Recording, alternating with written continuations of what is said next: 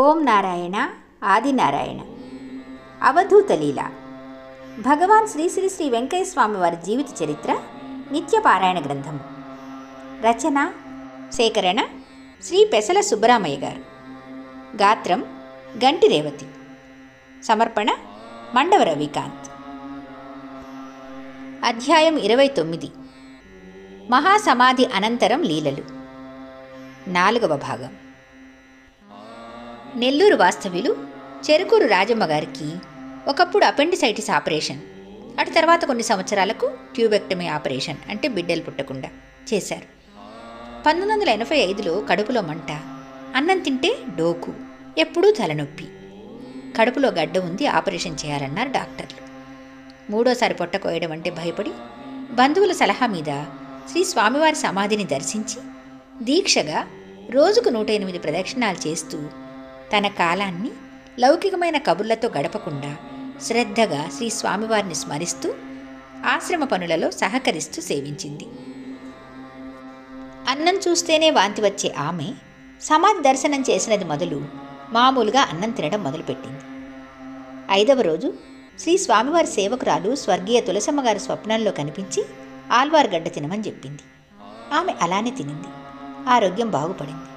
కానీ శ్రీ స్వామివారు ఇంటికి పొమ్మని చెప్పలేదు కనుక పోలేదు. ఒకరోజు శ్రీ స్వామివారి సమాధిని పూజించే నాగయ్య గారు ఆమెకు స్వప్నంలో నీకు జబ్బు లేదు, ఎప్పటికీ ఆరోగ్యంగా ఉంటావు అని చెప్పారు. కానీ ఇంటికి వెళ్ళమని చెప్పలేదని ఆమె పోలేదు. అటు తర్వాత 2 రోజులకు మరొక స్వామి సేవకుడు స్వప్నంలో కనిపించి నీకు జబ్బు లేదు, ఈ మందాకు నీకు ఎవరికిచ్చినా వారి జబ్బు కూడా పోతుంది అని ఒక ఆకును ఆమెకిచ్చారు. అంతటితో ఆమె ఇంటికి వెళ్ళింది. వెంటనే అంబేద్కర్ సంస్థలో ఆమెకు నెలకు 500 రూపాయలు సంపాదించుకుని గుడ్డలు కుట్టే ఉద్యోగం లభించింది. ఆమెకు ఆరోగ్యమే కాకుండా భుక్తిని కూడా ప్రసాదించారు శ్రీ స్వామివారు. గొలగముడి నివాసి గొడ్డటి శేషయ్య ఇలా చెబుతున్నారు. నా చేను పంట పండింది. చేలో మనిషి కాపలా లేకుంటే రాత్రిపూట అడవి పందులు పడి ధ్వంసం చేస్తున్నవి. చేలో పడుకుంటే దోమల బాధ, చలి, సన్నని వాన. 10 రోజులు కాపలా కాచి నిద్ర లేనందున ఆరోగ్యం పాడే మంచాన పడతానని భయపడి చేలో ఉండలేక నేరుగా శ్రీ స్వామివారి సమాచెంతకు వచ్చి ఏమి చేసినా నీదే భారం, ఆ చేను పందులు తినేస్తే ఏటా ఇచ్చే 2 తుమ్ముల వడ్లు కూడా ఇవ్వలేను, నీ ఇష్టం అని విన్నవించి ఇంటికి వెళ్ళి పడుకున్నాను. వెంటనే స్వప్నంలో ఖాకీ నిక్కరు, పచ్చ బనీను, పచ్చ టోపీ ధరించిన 20 సంవత్సరాల యువకుడు శ్రీ స్వామివారి సమాధి దగ్గర నుండి చకచకా వచ్చి ఏది ఆ పంది ఇంకా వస్తూ ఉందా అంటూ నా చేతిలోని వెదురుకర్ర లాక్కొని పోతూ ఉన్నాడు. ఈ మనిషి మన చేను కాపలా కాసేటట్లు లేదే, వేరే మార్గాన పోతున్నాడని నేను మా చేను వైపు నడిచాను. ఆ యువకుడు మరో త్రోవన నాకంటే ముందుగానే మా చేలోకి పోతున్నాడు. నిజంగానే ఈయన కాపలా కాస్తున్నాడని అనుకున్నాను. ఇంతలో స్వప్నం ముగిసింది. ఆ రోజు నుండి ఒక్క రాత్రి కూడా నేను కాపలాకు పోలేదు. చేలో పందులు పడలేదు. మొక్కు ప్రకారం రేపు ఉదయం వడ్లు శ్రీ స్వామివారికి ఇస్తామనుకున్న నాటి రాత్రి స్వప్నంలో నేను తూమెడి వడ్ల మూట సమాధి ముందు వేశాను. వెంటనే స్వామి సేవకులు బుజ్జయ్య గారు కనిపించి నీవెన్ని బాకీ ఉన్నావు, ఎన్నిచ్చావు అని అడుగుతున్నారు. వెంటనే పూజ చేసే బరిగెల నాగయ్య ఆయన 4 తూములు బాకీ ఇస్తాడు, జమ రాసుకో అన్నారు. స్వప్నం ముగిసింది. నా చేలో పందులకు కాపలా కాసినందుకు 2 తూములు ఎక్కువగా స్వామి అడిగారని గుర్తించి 4 తూముల వడ్లు శ్రీ స్వామివారికి సమర్పించారు. నిజమైన భక్తి విశ్వాసాలు, హృదయపూర్వకంగా కన్నీటితో చేసిన ప్రార్థన శ్రీ స్వామివారి హృదయాన్ని ఎలా కదిలించి మనకు ప్రసన్నులను చేస్తాయో అక్షర జ్ఞానం లేని ఒక భక్తురాలి అనుభవం ఇక్కడ నిరూపిస్తుంది. గొలగముడి ఎరుకలపాళెం వాస్తవ్యులు నలుబాయి సుబ్బరామయ్య భార్య సిద్ధమ్మకు వివాహమైన 8 సంవత్సరాల వరకు సంతానం లేదు. సంతానం కొరకు ఎన్నో భూత వైద్యాలు, తాయెత్తులు, ఇంగ్లీష్ డాక్టర్లు, దేవతల మృక్కులు అన్నీ నిష్ఫలమయ్యాయి. తరుణవాయిలోని మస్తాను ఔలియా సమాధిని దర్శిస్తే 3 సంవత్సరాలు అక్కడనే ఉండి సేవిస్తే ఫలితం ఉంటుందన్నారు. ఈమెను నెల్లూరు ఇందిరమ్మ డాక్టర్ దగ్గర చేర్పించారు. వారం రోజులు గడిచినా 1 డిగ్రీ కూడా జ్వరం తగ్గలేదు.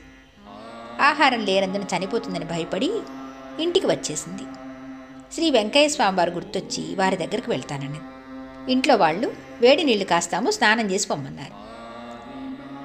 ఒక్క అగ్గిపెట్టెంతా అయిపోయినా పొయ్యి మాత్రం వెలగలేదు.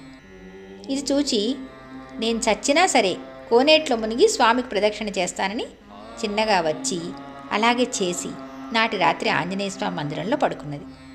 తెల్లవారేసరికి అన్ని రోజులుగా బాధించిన జ్వరం ఏమైందో గాని మామూలుగా అన్నం తెప్పించుకొని భోంచేసింది.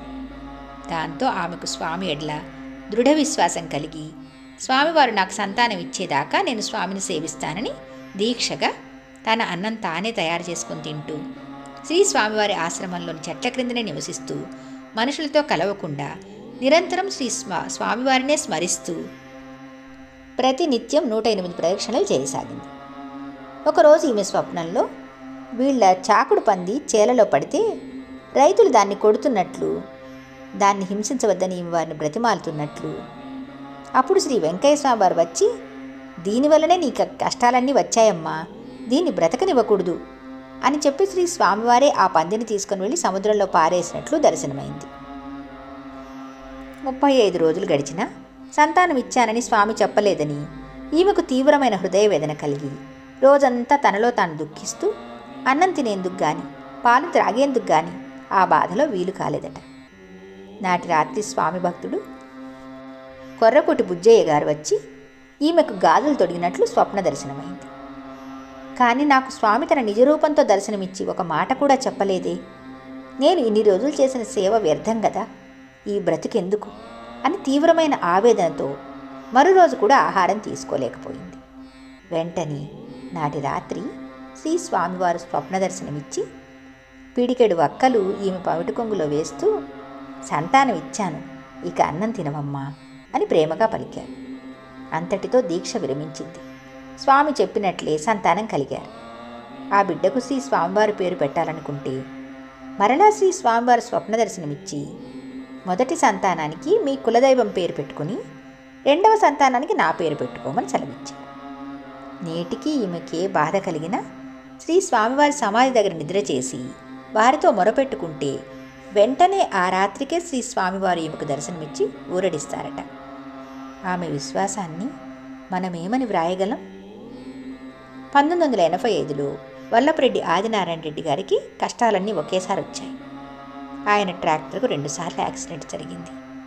భార్యకు అనారోగ్యం వల్ల ఆపరేషన్ చేశారు.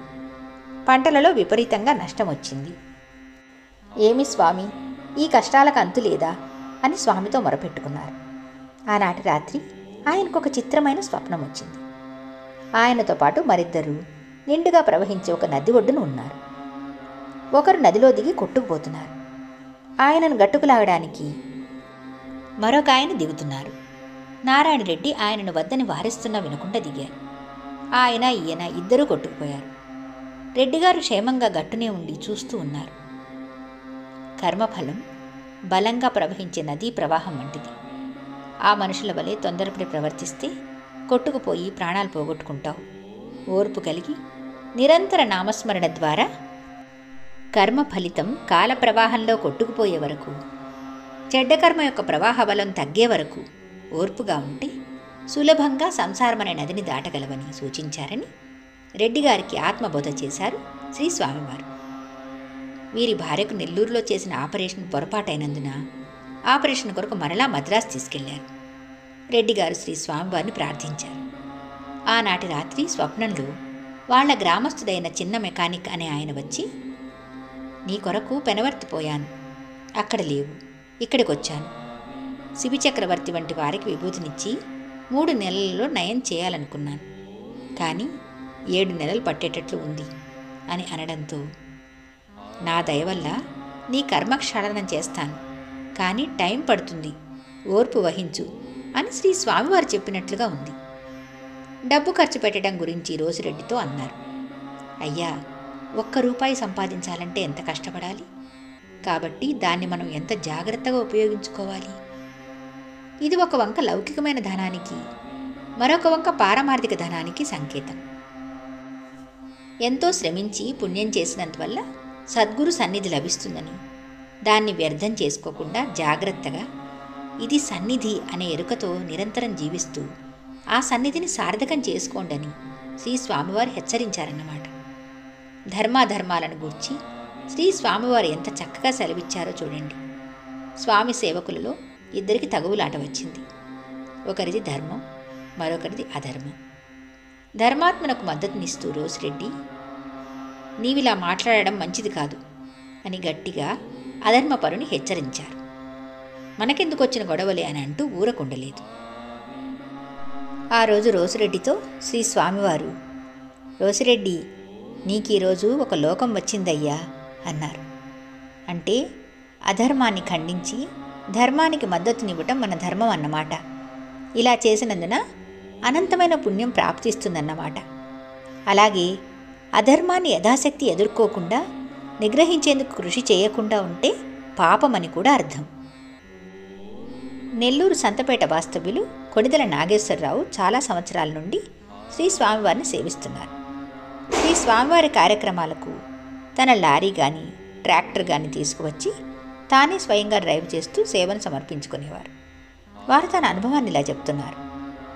1985 ఆగస్టు 21 నుండి శ్రీ స్వామివారి ఆరాధన మహోత్సవానికి మట్టి, చవకలు, షామియానాలు, పాత్ర సామాన్లు రాత్రింబవళ్ళు తోలుతూ ఉన్నాను. 23వ తేదీ రాత్రి నెల్లూరు నుండి పూలమాలలు, అరటి పిలకలు మొదలగు సామాన్లు ట్రాక్టర్తో తోలుకొస్తున్నాను. గత 2 రోజులుగా నిద్రలేదు కనుక రాత్రి 12 గంటలప్పుడు కల్లూరుపల్లి బ్రిడ్జి దాటిన తర్వాత ట్రాక్టర్ నడుపుతూనే నాకు తెలియకనే నిద్రపోయాను.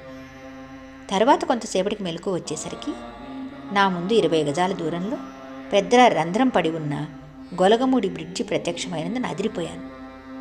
శక్తినంతా కూడగట్టుకొని జాగ్రత్తగా బ్రిడ్జి దాటించాను. సుమారు 3 కిలోమీటర్ల దూరం అనేక మలుపులు తిరిగి ట్రాక్టరు, నేను గొలగముడి బ్రిడ్జి వరకు ఎలా చేరామా అన్న విషయం నన్ను దిగ్భ్రమ గొలిపింది.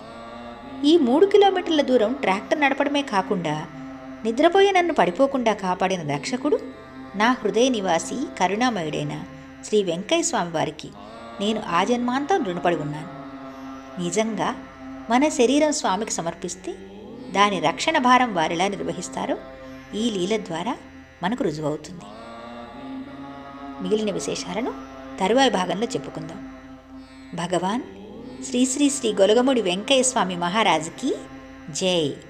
ఓం నారాయణ ఆదినారాయణ.